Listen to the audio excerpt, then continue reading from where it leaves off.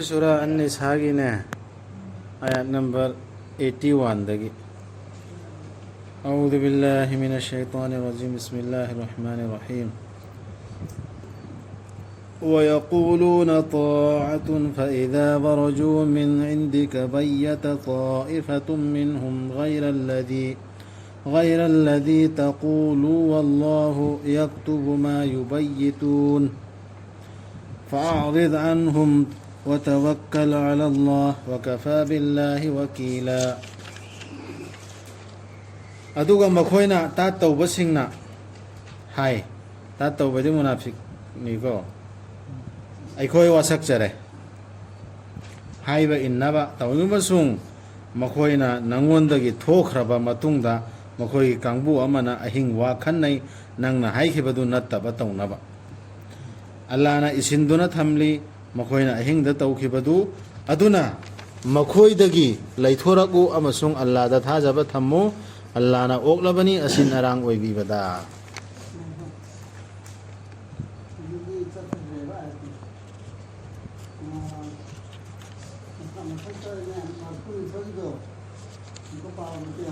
مرفومات होइने छी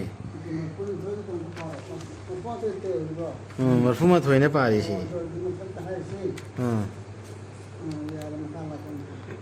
सी ता तो बजल सिंग दो ब्रैकेट मनुंग दनि पल्ले छी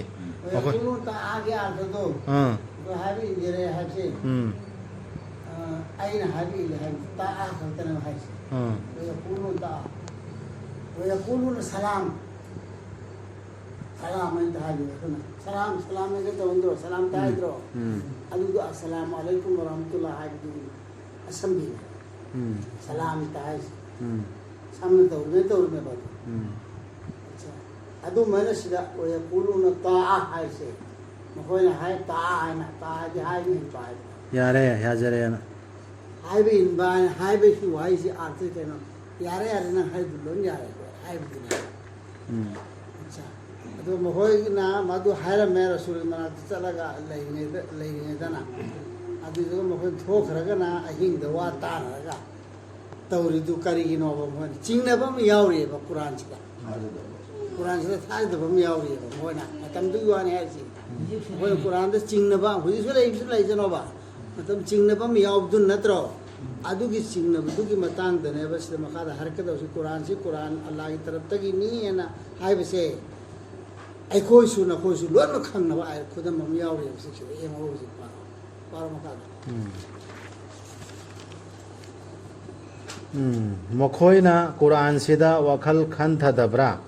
مسي الله गे मनाक्तगी नत्तना अतोपदगी ओइरमलबदी मखोइना सोइदना फंगलम गदबनी मसीगे मनुंगदा ककनब कयाम अमदन मफम अमदन अम हाइबा मफमदन अम हाइबसु ओइरमदन मदु ओइरमदब लाई सुमाम इरिसिदी तुम लाई तो इरेबा इरिदी अदु सिगी सिदी हाइरिसि रसूल सिदी लारे हेउसनते अदे मान हाइबसि नोमद पुन लिथब सुनते बमगा सिसी सेम सेम तो थाराई सी आदलाई खिबदुने सेम सेम वही तो मतम मतम दु मतम सेम सेम थारा लाई सी कोन को हेले मे लाई पुदि हाना आलै करजो लवना पुदि आ वरजो अदो हाय पुनो से अल्लाह की तरफ तकी ने खांग सी कैनो लाई सो हित बमी अमना मादुगी दो अमप चही मरी मंगाई ममांग द वा हाय करे अदुगी अमका थामे मतुंग द अमका वाम महाराज से मैम से मान चिफाले हो कामले हो नो अब लाइक से लाइक वन लाइक ने अब लाइक से लाइक वन लाइक से सिगी सिदा मखोने खन थद्राय बसी मी तो पर अल्लाह की तरफ तक न लम दब तार दी कांग न यारों गनी हाय जना कांग न बदे ममदन आम हायबा आमदन म हाय बसी सो यारों गने मरम चही काय ममंग हाय की वानी चाना रोया वारीदे अदुगदु यावदर दिमसे अल्लाह की तरफ तक ने से खंग खंगम तो बना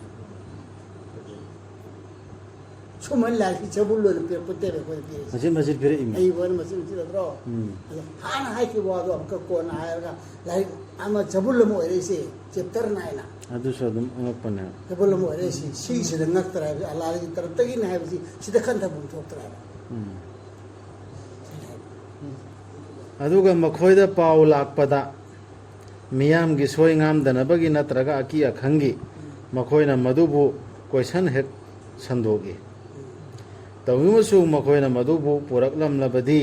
रसुल्ला नत्रगा मखोयगी मनुंगदगी अंगंबसिंगदा सोयदना मखोयगी मरक्तगी मधुगी लिखुन थिदोकपा ngambasingna पाउदुगी असेंगबदु खंगलमगदबनी अल्लाहगी थौजाल अमसुंग मिनुंगसी नखोयगी नथक्ता लैरमद्रबदी नखोय सोयदनमकी शैतानगी तुंग इनखिरमगदबनी मियोय खरा खक लेमहौबा नत्तना तोंगा संदोकबदो अदुदो अखंगमिद हंगाय हाय पाउसु चुमबरने चुमदबरने हंगगा तवदबदु अदु तवदन संदो हेता पाउ संदोकबदु थिदोक्तबिदा अल्लाहगी मनाक्तसी लेगा दिकुरानदा नत्रगा रसूलगी मनाक्तसी लेगा मदुदु चुमबरा मासी पाउसेना हंगमदी हेता खंगदा हेता लिखुन थिदोकपा ngambadaba हजकी अहिंगदा वाखन कांगू सिननी तौरिसे अदुना थेंगाइनौ ओ मोहम्मद सल्लल्लाहु अलैहि वसल्लम अल्लाह की लंबीदा नंगोंदा कनागिसु दायित्वना लैते नसा खक्की नत्तना ये रसूल दाय में नत्र पारे भाई कोई दनी हेरस अथीद्रसे अदुगा अखोयना सिदा मीगा खुमना दौरसे करगिनोबा बाउदो तो योहनगदन थाजबसिंगदा तक्सिल्लो अदुमना तौनबा अल्लाहना फाजिन बिबसु याय थाजदबसिंगी मपांगल थाजबि मान पोरको सिंगदो तक्सिल्लोबा रसूल दने हाजी आयो थाजदबसिंगी मपांगल दे अल्लाहना फाजिन खिबसु याय अदुगा अल्लाहना हेना कनबनी मपांगलदा अमसुंग हेना साथी बनी खौहनब चेराक पीबदा हेदा खंगहनगदबा खंगहौदना लाकप सजागसे दक्लोन पिरकपदा अल्लाहना मतिक चाय खौगक नायबद खौहनबा आई सिगी ममनी हे मासी पीसी कोना काय बोरनी सोदना मासी सबे चापे को तारने है खंगन बचरा आदि करिनो खवन बचरा आदि कोना लाखदो मीसिंगिदसु इज्जत कई होगदबा खुदम होगदबा औता होगदबा अदु बचरा तुम खवन बासी कनागुंबना वचच्चरबदी अफब मरम अमगी मागेसु सरुक फंगनी अफबगी वचत्पदु मधुगी मनादुगी अमसुंग कनागुंबना वचच्चरबदी फत्तब मरम अमगी मागेसु सरुक फंगनी मधुगी पोलुमदुगी अदुगा अल्लाहदे मतम खुदिंग पोट खुदिंग मकपु पानबिरिबनी पोट खुदिंग अल्लाह खंगे फत्तबैसु सरुक फंगनी अफबैसु सरुक फंगनी अदुना मुन्ना पावमा कैदौरदि मुन्ना खनथरगा थिदोअगा अखंग अहिदा तानरगा पाउदु संदोकदम हेता संदोकपसे फते कोइदे हेता खुदा खुदा संदोकपिन तौनरस अदुगा कनागुंबना नखोइदा तराम कौरक्लबदी नखोइसु तराम ओगु मधुदगी हेन्ना फजबा नत्रगा मधुबु हल्लु यामद्रबदा मधुगा मानना तसेनमक अल्लाहदि मतम खुदिंगदा पोट खुदिंगमक्की हिसाब थंबनी कनागुंबा मियमना सलाम तौरएने एनी मियमना एनी जाति की ओइसन फजब मोंगदा खुमोबा मधुदगी हेन्ना फजब वही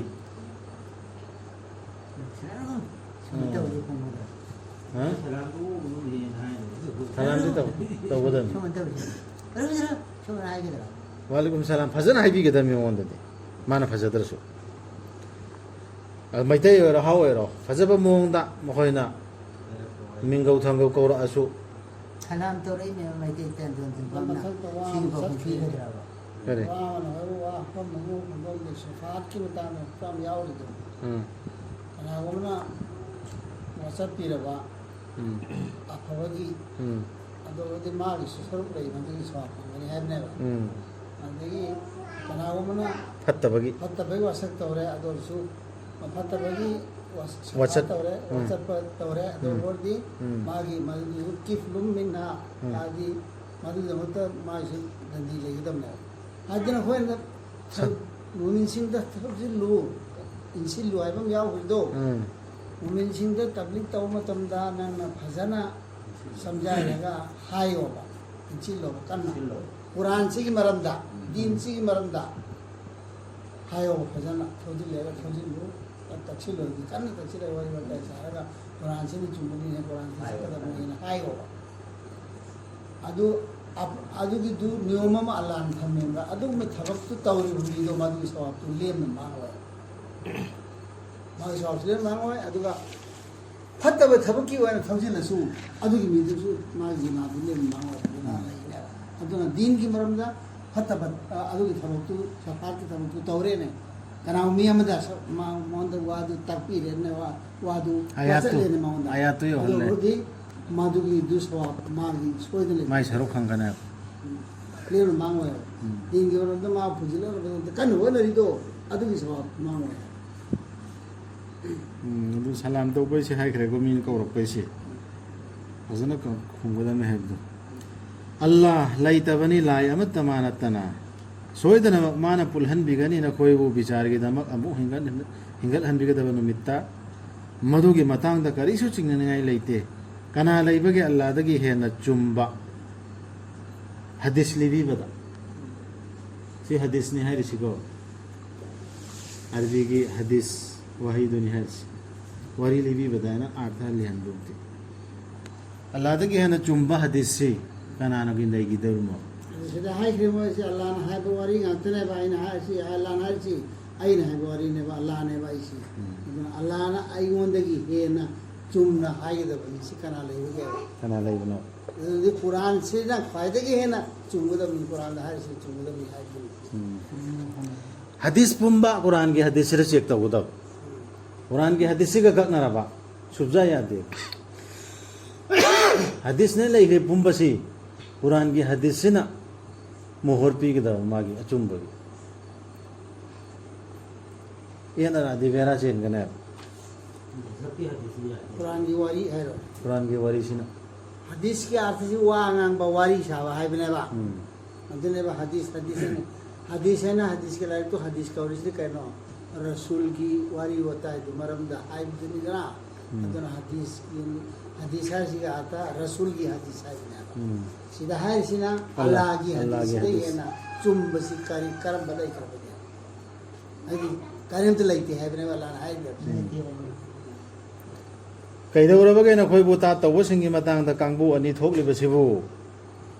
ꯃꯨꯅꯥꯐꯤꯛꯀꯤ ꯃꯇꯥꯡꯗ ꯀꯥꯡꯕꯨ ꯑꯅꯤ ꯊꯣꯛꯏꯁꯤꯅ ꯑꯩꯈꯣꯏ ꯀꯩꯗꯧꯔꯕꯒꯦꯕ ꯑꯜꯂꯥꯍꯅ ꯃꯈꯣꯏꯕꯨ ꯎꯂꯥꯔ ꯇꯧꯍꯟꯕꯤꯈ꯭ꯔꯕꯅꯤ ꯃꯈꯣꯏꯅ ꯇꯧꯖꯕꯗꯨꯒꯤ ꯃꯔꯝꯅ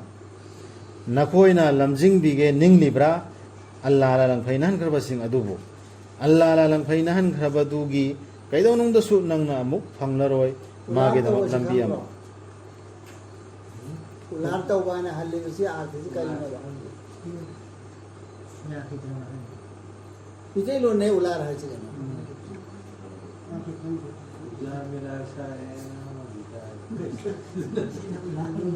ꯎꯂꯥꯔ ꯍꯥꯏꯁꯤ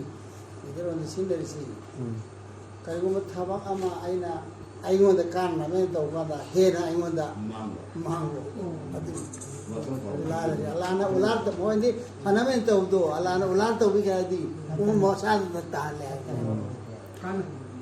ꯑꯗꯨꯅ ꯃꯨꯅꯥꯐꯤꯛꯁꯤꯡꯒꯤ ꯃꯇꯥꯡꯗꯒꯤ ꯑꯩꯈꯣꯏꯅ ꯃꯈꯣꯏꯗ ꯍꯥꯏꯗꯤ ꯇꯣꯡꯁꯤꯜꯂꯒ ꯒ꯭ꯔꯨꯞ ꯈꯥꯏꯗꯣꯛꯇꯅꯅꯦ ꯃꯤꯆꯪ ꯆꯪꯁꯤꯟꯅꯔꯒ ꯇꯧꯕꯗꯨ ꯑꯗꯨꯅꯤ ꯁꯤꯗ ꯍꯥꯏꯔꯤꯁꯤ ꯑꯗꯨꯒꯤ ꯎꯂꯥꯔ ꯇꯧꯈ꯭ꯔ ꯀꯥꯡꯕꯨꯗꯨꯅ ꯑꯩꯈꯣꯏꯅ ꯂꯝꯖꯤꯡꯒꯦꯅ ꯈꯜꯂꯤꯕ꯭ꯔꯥꯕ ꯑꯜꯂꯥꯍꯅ ꯂꯪꯐꯩꯅꯍꯟꯈ꯭ꯔꯕꯁꯤꯡ ꯑꯗꯨꯕꯨ ꯑꯜꯂꯥꯍꯅ ꯂꯪꯐꯩꯅꯍꯟꯈ꯭ꯔꯕꯗꯨꯒꯤ ꯀꯩꯗꯧꯅꯨꯡꯗꯁꯨ ꯅꯪꯅ ꯑꯃꯨꯛ ꯐꯪꯂꯔꯣꯏ ꯃꯥꯒꯤꯗꯃꯛ ꯂꯝꯕꯤ ꯑꯃ ꯃꯈꯣꯏꯅ ꯄꯥꯝꯃꯤ ꯅꯈꯣꯏꯕꯨ ꯊꯥꯖꯍꯟꯗꯕ ꯃꯈꯣꯏꯅ ꯊꯥꯖꯗꯕꯒꯨꯝ ꯃꯈꯣꯏꯒ ꯃꯥꯟꯅꯅꯕ ꯑꯗꯨꯅ ꯂꯧꯔꯨꯒꯅꯨ ꯃꯈꯣꯏꯕꯨ ꯃꯤꯆꯪꯁꯤꯡ ꯑꯣꯏꯅ ꯃꯈꯣꯏꯅ ꯍꯦꯛ ꯆꯪꯂꯛꯇ꯭ꯔꯤ ꯐꯥꯎꯕ ꯑꯜꯂꯥꯍꯒꯤ ꯂꯝꯕꯤꯗ ꯀꯨꯔꯥꯟꯁꯤꯗ ꯍꯦꯛ ꯆꯪꯂꯛꯇ꯭ꯔꯤ ꯐꯥꯎ ꯃꯨꯅꯥꯐꯤꯛ ꯆꯨꯝꯅ ꯋꯥ ꯃꯌꯥꯝ ꯍꯥꯏꯔꯁꯨ ꯃꯈꯣꯏꯅ ꯍꯥꯏꯔꯤꯗꯨ ꯅꯈꯣꯏꯁꯨ ꯃꯈꯣꯏ ꯑꯣꯏꯅꯕꯅꯦ ꯑꯣꯏꯔꯛꯅꯕꯅꯦꯕ ꯑꯗꯨ ꯑꯣꯟꯅꯕ ꯍꯥꯏꯔꯤꯗꯨ ꯃꯈꯣꯏ ꯋꯥ ꯂꯧꯔꯨꯅꯨ ꯀꯨꯔꯥꯟꯁꯤꯗ ꯆꯪꯂꯛꯇ꯭ꯔꯤ ꯐꯥꯎ ꯃꯈꯣꯏ ꯃꯤꯆꯪ ꯑꯣꯏꯅ ꯂꯧꯔꯨꯅꯣꯕ ꯃꯈꯣꯏꯅ ꯂꯩꯊꯣꯛꯈ꯭ꯔꯕꯗꯤ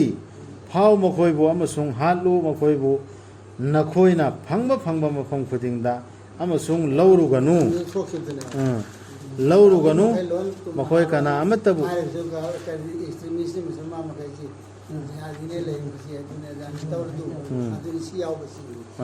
ꯁꯤꯒꯤ ꯕꯦꯛꯒ꯭ꯔꯥꯎꯟꯗꯤ ꯀꯔꯤꯅꯦꯕ ꯃꯇꯝꯗꯨꯒꯤꯅꯦ ꯍꯥꯏꯕ ꯃꯇꯝꯗꯨꯒꯤꯗ ꯍꯥꯏꯕꯅꯦꯕ ꯃꯈꯣꯏꯕꯨ ꯂꯧꯔꯨꯒꯅꯨ ꯃꯈꯣꯏ ꯀꯅꯥ ꯑꯃꯠꯇꯕꯨ ꯃꯤꯆꯪ ꯑꯣꯏꯅ ꯅꯠꯇ꯭ꯔꯒ ꯇꯦꯡꯕꯥꯡꯕꯤꯅꯕ ꯑꯣꯏꯅ ꯍꯧꯖꯤꯛꯀꯤ ꯃꯨꯅꯥꯐꯤꯛꯁꯤꯡꯗꯨ ꯅꯠꯇ꯭ꯔꯒ ꯑꯗꯨꯒꯨꯝꯕ ꯃꯤꯁꯤꯡ ꯃꯈꯣꯏꯅ ꯌꯧꯁꯤꯟꯈ꯭ꯔꯕ hotchin khraba mioi kharagi manakta nakhoi amasung makhoi gi marakta sandi lainaba haidi agreement lainaba natraga nakhoi da lakpasing changjarakpasing achinba pokchaduna makhoi gi makhoi gi mathamoi singda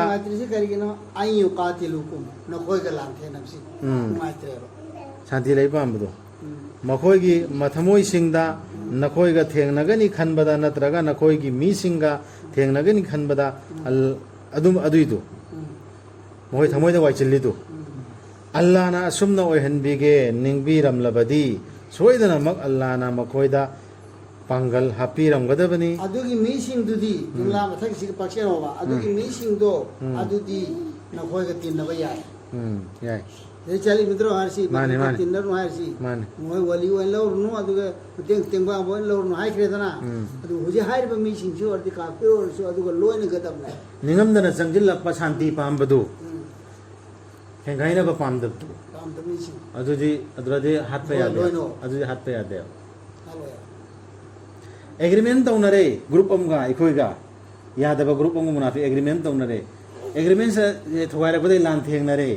lan thengnab sira lan thengnare ba agogi against la pangu drogi mi khara la ene ikoi lan pamde ikoi da changjil ene na khoi go sona pamde na adugi singduni hairisi muktna hat ke na lai pangu du na taw Salman Singh sandhi leina ba kafir sing hairo ne hoine adu lan thenaro si na ina ba adugi meeting dugi marak te cheni kar so adu marak chanjing kharso rayo hre achin ba pok chodana hoi na thmoi singda na traga thengna nakhoi ga thengnagani khanbada natraga makhoi gi mi singa thengnagani khanbada adugi mi singdu Allah na asumna oihen bige ningbiram labadi soidana mak Allah na makhoi da pangal hapiram gadabani nakhoi gi na thakta adu oirabadi makhoi na soidana mak thengnaram gani nakhoi ga maram aduna makhoi na handok chaduna lairaba nakhoi dagi nakhoi da lan horaktraba amasung nakhoi da santi gi wa horaklaba adu oirabadi Allah na pidre nakhoi da makhoi ga khutha nabagi lambi sida su marak sida hajaba poinam yauriye makhoi tu mena khulai thatra isi thengna ba pam dena adu so Allah na pamamadi mapangan hapaga thengna hangana Allah na ne ba du sila isi yan taribra to jigi makhoi khulai thatra isi agreement om jangjil isi natraga na santi rom de jangjil pam isi thengna pam dre isi iman korak tar su Allah na ne ba ju Allah sila ina sisu yauriye ba sida enemy masing han adu lan sisu Allah na ne ba awa ana amama loina Allah taraf to ina nakhoi phangani atai atopa mi sing nakhoi dagi soingam dana leijaba pamba aduga makhoi gi mi sing dagi su soingam dana leijaba pamba adu pamba kafir sing man thuma kasu manung du yauri phujik su yauri dana shanti pamba mem adu sing doga diglan ka mai tong dorba adubu makhoi bu mi hauna ba changyeng amada handuna purakpa khudingi makhoina maduda hekta chongchilli aduna makhoina nakhoidagi handoktuna laitrabadi natraga nakhoida santi gi wa haudoraktrabadi natraga makhoigi makhut singdu phajin jadrabadi phau makhoibu amasung hatlu makhoibu nakhoina phangbam mafam khudingda makhoidu Allah na nakhoida pirabani makhoigi mathakta adumna tawnabagi mayek senglaba adhikar Quran se gi matang da Quran se cha thariba mi si mayam da yohanna ba natra si amal tawnaba kan honare ekoi marakte munafik kanguna hatnabne thang salo one adudi ki ba yade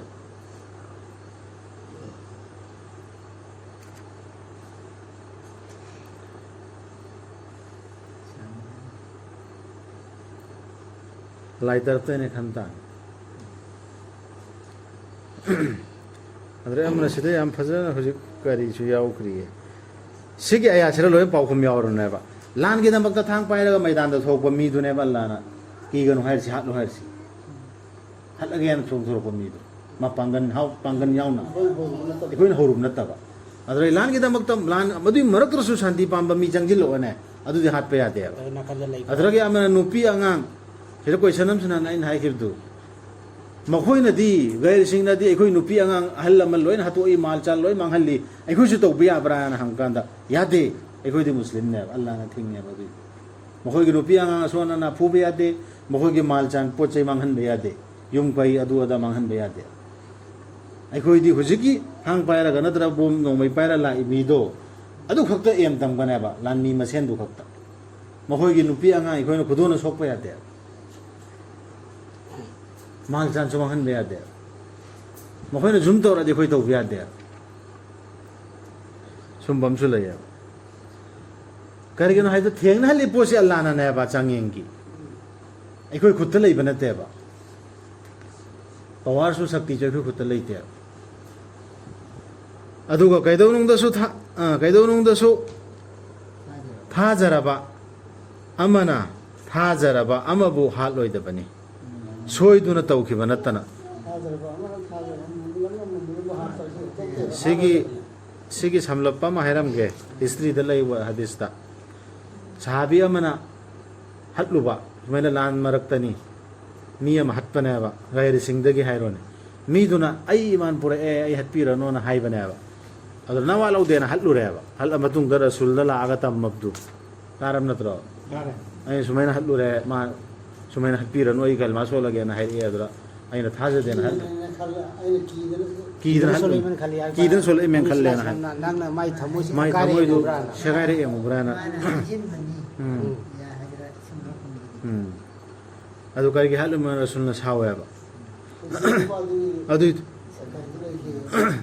ꯃꯄꯨꯟꯁꯤ ꯆꯨꯞꯄ ꯁꯥꯍꯥꯕꯤꯗꯨ ꯅꯨꯡꯉꯥꯏꯇꯅ ꯂꯩꯈꯤꯑꯕ ꯑꯗꯨꯃꯥꯏꯅ ꯀꯅꯥꯒꯨꯝꯕ ꯑꯃ ꯊꯥꯖꯔꯦꯅ ꯍꯥꯏꯔꯛꯑꯣꯅꯦ ꯂꯥꯟ ꯃꯔꯛꯁꯤꯗ ꯑꯩ ꯍꯠꯄꯤꯔꯅꯨ ꯑꯩ ꯀꯜꯃꯥ ꯁꯣꯜꯂꯝꯃꯦ ꯑꯩ ꯅꯈꯣꯏꯗ ꯆꯪꯖꯔꯦ ꯍꯥꯠꯄ ꯁꯨꯡꯌꯥ ꯌꯥꯗꯦ ꯑꯩꯈꯣꯏꯅ ꯈꯪꯕ꯭ꯔꯦꯕ ꯃꯥꯅ ꯍꯥꯏꯔꯛꯏꯗꯨ ꯅꯠꯇ꯭ꯔ ꯃꯤ ꯑꯃꯅ ꯁꯂꯥꯝ ꯇꯧꯔꯛꯑꯦ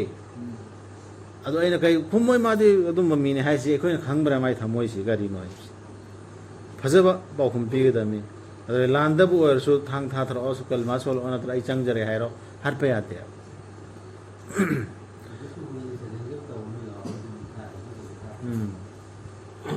ꯑꯗꯨꯒ ꯀꯅꯥꯒꯨꯝꯕꯅ ꯁꯣꯏꯗꯨꯅ ꯍꯥꯠꯂꯨꯔꯕ ꯊꯥꯖꯔꯕ ꯑꯃꯕꯨ ꯑꯗꯨ ꯑꯣꯏꯔꯕꯗꯤ ꯃꯥꯅ ꯊꯥꯗꯣꯛꯀꯗꯕꯅꯤ ꯃꯤꯅꯥꯏ ꯌꯣꯠꯍꯤꯡꯗꯒꯤ ꯊꯥꯖꯔꯕ ꯃꯤꯅꯥꯏ ꯑꯃ ꯑꯃꯁꯨꯡ ꯏꯒꯤ ꯃꯃꯜ ꯄꯤꯒꯗꯕꯅꯤ ꯃꯤꯅꯥꯏꯁꯨ ꯊꯥꯗꯣꯛꯑꯅꯤ ꯏꯒꯤ ꯃꯃꯜꯁꯨ ꯄꯤꯔꯅꯤ ꯏꯃꯨꯡ ꯃꯅꯨꯡꯒꯤ ꯃꯤꯁꯤꯡꯗ ꯃꯈꯣꯏꯅ ꯃꯗꯨ ꯊꯥꯗꯣꯛꯇ꯭ꯔꯕꯗꯤ ꯁꯗꯀꯥ ꯑꯣꯏꯅ ꯍꯥꯏꯗꯤ ꯃꯈꯣꯏꯅ ꯍꯧꯖꯤꯛꯀꯤ ꯄꯤꯗꯧꯕ ꯄꯣꯠꯇꯨ ꯊꯥꯗꯣꯛꯇ꯭ꯔꯗꯤ ꯊꯥꯗꯣꯛꯑꯒꯅ ꯊꯥꯗꯣꯛꯈ꯭ꯔꯦ ꯁꯗꯀꯥ ꯑꯣꯏꯅ ꯄꯤꯒꯗꯕꯅꯦ ꯇꯧꯕꯁꯨꯡ ꯍꯥꯠꯈ꯭ꯔꯕ ꯃꯤꯗꯨ ꯅꯈꯣꯏꯒ ꯌꯦꯡꯊꯤꯅꯕ ꯃꯤꯁꯤꯡꯒꯤ ꯃꯔꯛꯇꯒꯤ ꯑꯣꯏꯔꯕ ꯑꯗꯨꯕꯨ ꯃꯁꯥꯃꯛꯇꯤ ꯊꯥꯖꯕ ꯃꯤ ꯑꯣꯏꯔꯕ ꯍꯥꯏꯗꯤ ꯉꯁꯥꯏ ꯍꯥꯏꯕꯗꯨ ꯃꯈꯣꯏꯒꯤ ꯃꯔꯛꯇꯗꯤ ꯌꯥꯎꯔꯛꯏꯕ ꯃꯁꯥꯃꯛꯇꯤ ꯋꯥꯔꯤꯁꯤꯡꯗ ꯄꯤꯗꯧꯔꯤꯕ ꯃꯃꯜꯗꯨ ꯑꯗꯨꯒꯤꯗꯨ ꯑꯩꯈꯣꯏ ꯂꯧꯔꯔꯣꯏꯅ ꯍꯥꯏꯔꯛꯑꯗꯤ ꯏꯂꯥꯍꯤ ꯁꯗꯛꯄꯨ ꯌꯥꯗꯦ ꯑꯗꯨꯗꯤ ꯌꯥꯏ ꯑꯗꯨ ꯅꯠꯇ꯭ꯔꯗꯤ ꯁꯔꯀꯥꯔꯅ ꯃꯉꯣꯟꯗ ꯄꯤꯐꯝ ꯊꯣꯛꯄ ꯑꯗꯨꯕꯨ ꯃꯁꯥꯃꯛꯇꯤ ꯊꯥꯖꯕ ꯃꯤ ꯑꯣꯏꯔꯕ ꯑꯗꯨ ꯑꯣꯏꯔꯕꯗꯤ ꯊꯥꯖꯔꯕ ꯃꯤꯅꯥꯏ ꯑꯃ ꯃꯅꯤꯡ ꯇꯝꯍꯟꯒꯗꯕꯅꯤ ꯑꯗꯨꯕꯨ ꯍꯥꯠꯈ꯭ꯔꯕ ꯃꯤꯗꯨ ꯅꯈꯣꯏꯒ ꯁꯟꯙꯤ ꯂꯩꯅꯕ ꯃꯤꯁꯤꯡꯒꯤ ꯃꯅꯨꯡꯗꯒꯤ ꯑꯣꯏꯔꯕ ꯑꯗꯨ ꯑꯣꯏꯔꯕꯗꯤ ꯏꯒꯤ ꯃꯃꯜ ꯄꯤꯒꯗꯕꯅꯤ ꯃꯥꯒꯤ ꯏꯃꯨꯡ ꯃꯅꯨꯡꯒꯤ ꯃꯤꯁꯤꯡꯗ ꯑꯗꯨꯒ ꯊꯥꯖꯔꯕ ꯃꯤꯅꯥꯏ ꯑꯃꯁꯨ ꯃꯅꯤꯡ ꯇꯝꯍꯟꯒꯗꯕꯅꯤ ꯇꯧꯅꯤꯡꯕꯁꯨꯡ ꯃꯥꯅ ꯃꯗꯨ